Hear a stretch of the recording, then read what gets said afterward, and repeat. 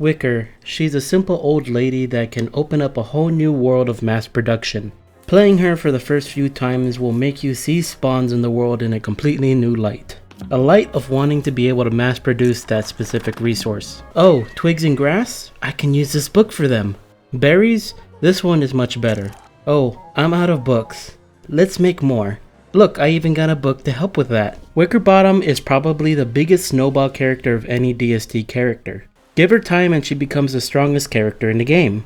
From the outside, most people think that it's her books that define her, but how she starts also plays a big role. Her passives give a big advantage to her as a starting character. When you start as Wickerbottom, you have everything prototyped from the first level of science. So you don't need to find a science machine to prototype some of the basic gear. Once you do get a science machine, this is actually the only station you will end up needing as Wicker, because she has a book that allows you to access all types of crafting tiers of both magic and science. And once you prototype with it, you'll know the item forever, meaning you can save on resources that normally players will need to waste. Wicker really has a great fast start in accessing crafts to aid her. But now she just needs to access the resources to begin mass production, and the rest of their books help her out with that. So let's get to them. Her books fall into 4 categories: resources, summons, survival, and combat. Some of these may overlap depending on how you want to use them. Her resource books are the ones that are primarily good for farming resources. These are the horticulture books and the silviculture. These are pretty self-explanatory in their usage. You use these near plants in order to speed up their growth cycles. Horticulture Abridged is much better for non-farm food plants, like bushes, cactuses, and stone fruits. Since the spell costs less and the book has 2 more uses than the expanded book. The expanded book has only 3 uses and takes more sanity, but it works better with farm plants, because reading it will give a guaranteed seed back from the plants that are grown with it, leading to basically infinite farm crops. Silviculture is probably Wickerbottom's most important book. It regrows and maxes out resource plants. These are saplings, grasses, trees, and reeds, and they will all grow in a large area around Wickerbottom. You can also use this to pacify tree guards if you have a lot of them around you. The only problem with this book is that if you have transplanted resources, it will take double the harvests away. Normally grass will give you around 20 harvests, but if you use this book with it, you will only get 10 harvests from it, meaning that you will have to fertilize again. But for things like saplings, trees, and natural reeds, you'll always be able to read this book and continue to harvest freely. Finding a good clump of reeds works really well with this book, because you can mass produce papyrus for a whole bunch of other books. Next are Wickerbottom summons. These are the ones that bring a creature into the world. These can be used for combat or for resource collection. Her combat summons are the Grumblebees and her tentacles. Grumbles are her more controllable combat summon. Every read of the apicultural notes will spawn 2 grumbles that follow Wicker until they die. One book can spawn up to 6 grumbles before breaking, and each grumble has 180 HP and does 15 damage. Except this isn't true. The 15 damage is only against players. Mobs actually take 30 damage from grumbles, so they are a lot stronger than what most people will say. This book is probably one of her strongest general purpose books. And just having a few around really makes some of the more difficult areas of the game a cakewalk. The only unfortunate thing about grumbles is that they are not considered friendly despite them being followers, so things will attack them while surrounding Wicker. That and the fact that they are rather slow are really the only problems you have with this book. Also, never use it against Bee Queen because she'll just steal your bees away from you. The grumbles that Wicker spawns also have all the bonuses that regular grumbles have, so they can become immune to freezing if you somehow manage to get them frozen a lot. I'm not sure where you can use this. I was thinking you could potentially use this for like a 9-pearl Crab King, but that doesn't happen anymore sadly since they updated him. But I thought it was interesting to note. Next is her tentacle book. This book is Wickerbottom's bread and butter. This is the one that single-handedly lets Wicker take out every problem in the game with ease. The only problem is that tentacles don't discriminate, so they will murder Wicker too without any remorse. Each reading spawns 3 tentacles randomly around Wicker. They won't spawn in any places being blocked by structures or items. If tentacles are not spawned, the book does not lose durability, but if 1 tentacle is able to spawn, the book will lose durability. The book has 5 uses, leading to each book being able to spawn 15 tentacles. Just using the book out of nowhere is rather hard because the tentacles have a decent range to spawn, and their attack range can quickly make it unsafe to keep spawning tentacles. This is why you'll see wickers use structures to be able to corral the tentacles into a tight mass. Anything that gets inside is sure to be destroyed. The donut method, which is one that has wicker in the middle, surrounded by a bunch of structures, allowing tentacles to spawn just out of range. Whichever method you choose, you're able to create massive areas of death at the flick of a page. You can combine this with a bunch of other farm designs to make automatic farms for many common resources. Just make sure you have a forager around to make it easier to collect the resources without dying. And once you get the Bee Queen crown, you're also able to use this as a very dangerous way to gain your sanity. The tentacles also allow Wicker Bottom to have nearly an endless supply of tentacle spikes, a decently strong weapon that is normally overshadowed due to limited availability and low durability. It's all thanks to this book that you can make this weapon be a mainstay in your arsenal as a Wicker Bottom. Her other summons are mostly resource and food summons, those being Birds of the World and the Angler Survival Guide, one summoning a lot of birds and the other summoning a lot of fish. How useful these are based primarily on location and structures nearby. With Birds of the World, you get birds based on the biome and on the season. The biome determines what birds spawn, either the seasonal birds or crows. Crows spawn 100% of the time in dangerous or barren biomes, like the desert, rocky biome, and the swamp. Some biomes also have a 50-50 split of crows and seasonal birds. These are all the main biomes like the forest and the savanna. And there is a biome that will give you 100% chance for seasonal birds, and that's the starting grass turf biomes. And you can see these in multiple biomes. But what's cool is that it's not actually the biome that determines the bird spawns. It's actually determined by turf type. So you can move turfs around and create areas where you can control what birds will spawn. This is important, especially if you want to use a scarecrow and maximize getting canaries in 100% crow areas.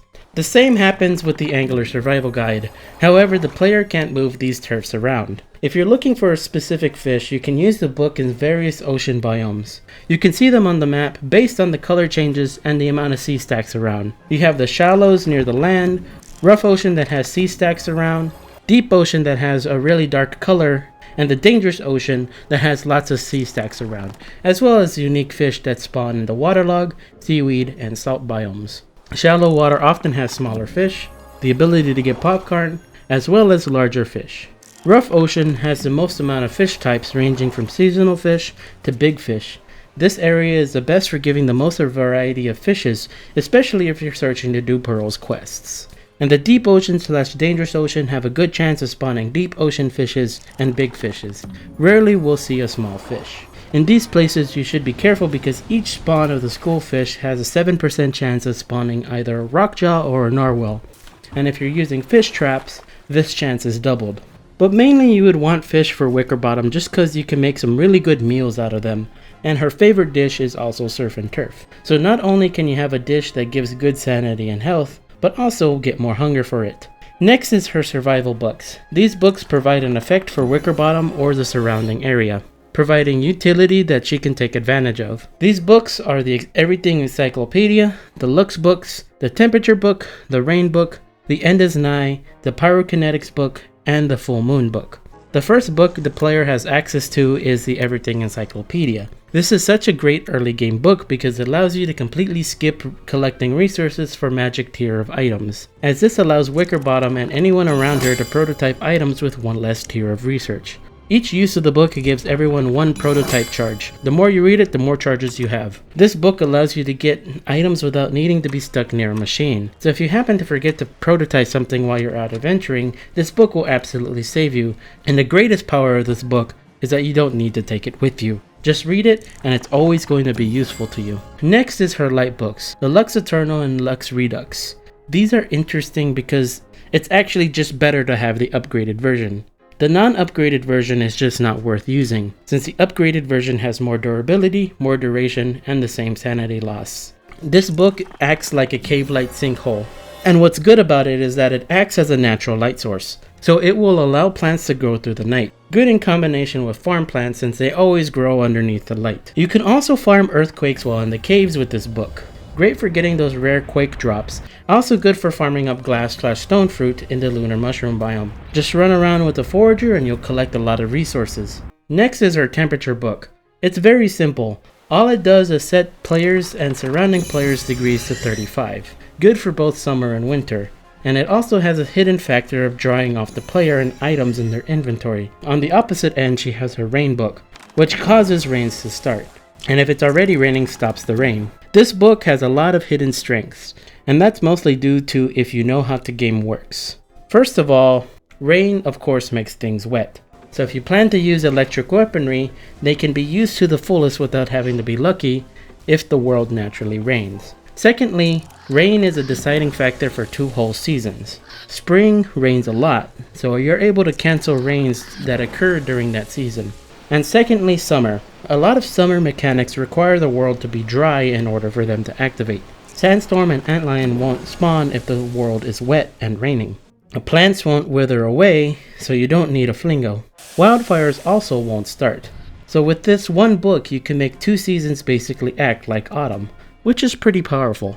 Next is The End Is Nigh. This book used to be primarily used for charging up WX, but now he no longer has synergy with Wicker, so now it's just kind of a gimmick book. You're more likely to die from it if you use it. But if you're creative enough, you can use this for some really interesting things. First, as a light source. Lightning itself causes a flash of light that can protect you from Charlie, but it can also light stuff on fire. If you really like to go crazy with this style of play, you can go ahead and try that. You can also technically use it to create light sources using lightning rods that'll last for 2.5 days, but you'll need quite a few rods to really make this a viable base light. And beyond that, why not just use the light book? There are some interesting things you can do with The End Is Nigh. One is creating grass and twigs with the book. If you were to use this book below an above average tree trunk, the lightning will strike the tree trunk and drop around 4 to 7 grass and twigs. So if you really want to go with like a no harvest build, this would actually work. But other than that, End Is Nigh is primarily just a shell of what it used to be. Her pyrokinetic book is primarily used for safety. You can save a big area from fires without danger, as well as get yourself a free fire staff in return.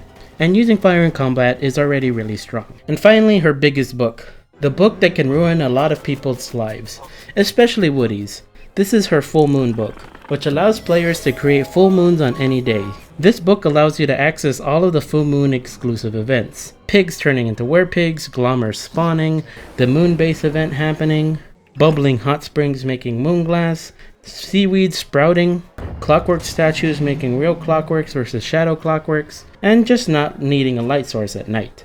All of this becomes accessible every day thanks to this book. Finally, we have our few combat books, Arachnophobia and Sleepy Time Stories. Sleepy Time Stories is her easiest book, as it's literally just a pan flute. It has a longer casting time, and use this if you feel threatened and have enough time to cast a spell. Otherwise, it may put you in more danger than it helps. And Arachnophobia, which I kinda think is more of a combo spell.